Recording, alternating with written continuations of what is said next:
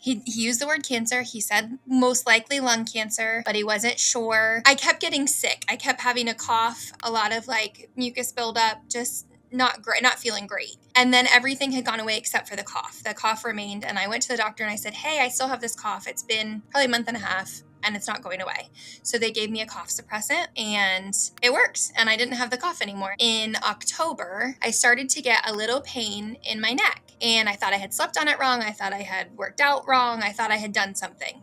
And I went to the doctor and she gave me a muscle relaxer. So I went back in January and she gave me a third muscle relaxer that also didn't work. And I was like, there's something, this isn't working. I don't know what to do, but our wedding was coming up. So I kind of put it off. And at this point, it was pretty severe pain. I try not to over exaggerate pain, but I would say it was probably like a 7 or 8 on a scale. It was impacting my daily life. I couldn't turn to the right. I couldn't interact. I couldn't pick my kids up. I couldn't interact with them the way that I was interacting with them before. We got married in March 18th of 2025. It was an incredible wedding. We got married in Puerto Rico and it was everything you could imagine it would be. It was the best day of my life. But my neck hurt a little bit. So I went to the doctor and I said, listen, I need an MRI or I need a CAT scan. I need something because there's something else going on and the muscle relaxer isn't working. I got an MRI done and the MRI was of just here, the cervical spine. I had a tumor on C1 and C2. They were combined and the tumor was so big that it had actually like cracked C1. And then I had a tumor on C4 and C6. And because there was a tumor on C6, when they scanned down on the MRI,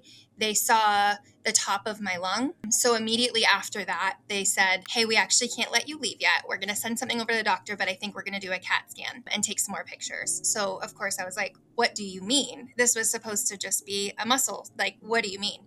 So they did a CAT scan and they found that most of my lung was covered in cancer.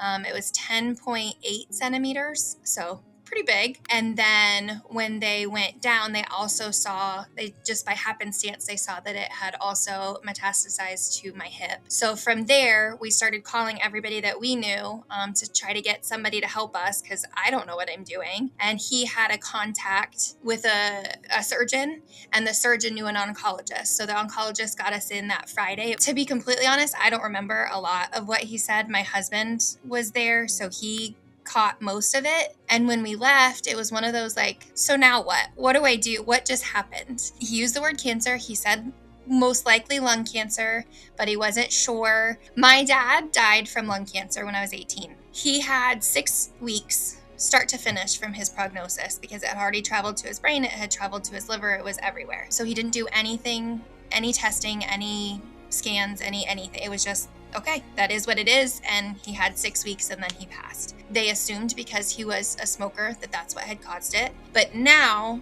I've learned that it's a genetic mutation in that my genes were mutated somehow, but it's not something that I could have gotten. It doesn't run in my family line. I think I have a new level of understanding of where my dad was coming from, but I also feel like as a mom, you fight and you do whatever you have to do for your kids. So here we are.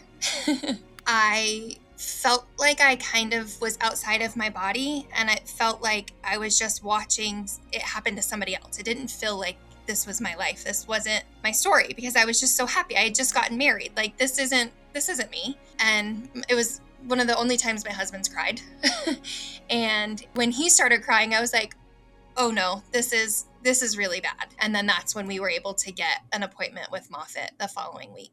So I think originally we weren't sure what kind of lung cancer it was, if there was a mutation or if it was just straight up lung cancer or what was going on. So we had to do that testing. I have 2 gene mutations. One is EGFR and the other one is TP53. So for my treatment plan, I started with radiation and then they talked about going to chemo and then there would be a pill that I would take, they called it targeted treatment. So first we did the radiation, and because it was on my spine, I had to wear this mask. I'm really claustrophobic, and the mask comes down and sits and they bolt it in around your face and you can breathe out of one nostril. And it was an hour and a half, 5 days in a row of this mask and of the radiation. And you can feel the heat on the back of your neck of it just lasering, I guess, like going through your spine to hit those pieces. I went through radiation and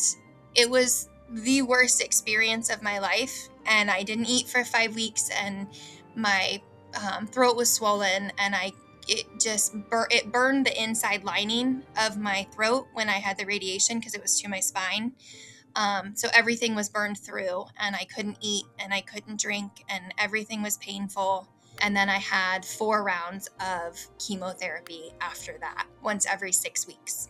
When they brought me back for the first chemo session, they had given me an anti-nausea med that I was allergic to and didn't know it. So as they put it through the IV into me, as soon as it touched my body, I swelled up and I turned red and I couldn't breathe. And they had to stop it immediately. And I had a flood of doctors and nurses and it was really freaking scary. I looked at my husband, I said, I can't breathe. I'm going to die. Please help me. So I didn't have the really good anti-nausea meds, but we dealt. And then as the weeks went on, the radiation started to kick in and my throat started to swell and it was like burned through the lining. So that hurt on top of the just being totally exhausted from the chemo. So it was just a lot. I thought that I was just tired from the chemo, which is understandable. But I wasn't getting better. And then I was vomiting every day and I was getting sick and I couldn't get out of bed and it was getting really bad. So we ended up at the hospital. Within a month, I had the norovirus. I had pneumonia with a partially collapsed lung. And then they had found that I had a mycobacteria abscessus, which I guess is one of the worst types of mycobacteria. So I was on treatment for all 3 of those things. And chemo was held off on for a while because of all of that. So then my final 2 sessions of chemo were more toward the end of the year. I was very lethargic. Some days when I literally could not get out of bed, it felt like my bones were hurting. It felt to me like somebody was tear back the skin, tear back all the things, and then just squeezing my bones. That's what it felt like, as if they were right on top of my bones, just trying to like squeeze it as hard as they could. I think it's hard, especially when you're younger and you have cancer, because on the outside, everybody always says, but you look great. And I've lost 30 pounds and I'm able to jog again and I'm able to do the things. And I have the handicap placard it's like a temporary one because there are some days that I just physically can't walk from point A to point B. And I've had a couple people who are like, you don't need that. That's for people that are actually handicapped, that kind of thing. One, it's hard to do it because I want to just park at the back of the parking lot and walk like anybody else would. And 2, when you get out and you get that confrontation, then it's like, you know what? I'm going to go home. I don't want to have this conversation. I don't want to fight for something that just because you can't see it doesn't mean it's not there. So right now I'm considered no evidence of active disease. All of my tumors, they can't see anything in the tumors. There is a hole in my lung that's 3.8 centimeters now, which starting at 10 and now we're at 3.8, and there's no tumor. But what he said is there may be a couple of those cells just kind of out and about in that hole. And then that's what the medicine, the targeted therapy addresses and makes sure that doesn't get worse. They don't form a tumor and it keeps them at bay. I thought that it was, a life sentence, which I guess technically it is.